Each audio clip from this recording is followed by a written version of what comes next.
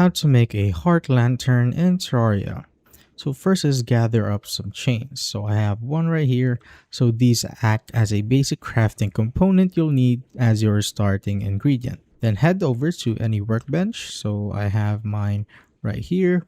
Then combine a life crystal together with a chain to officially craft the finished heart lantern. So I have my life crystals right here and my chains, and just go hover to your crafting menu and you will see the heart lantern right there. So you will need one crystal or life crystal and 4 chains to basically craft the heart lantern. So what this does is it increases life regeneration when placed nearby. So let's try to craft it right here. So I now have one, and let's just put it at our base. So let's place it maybe right here on top, just like that. And as you can see, it also gives some light. So it's not that bright, but it's not the main purpose of it.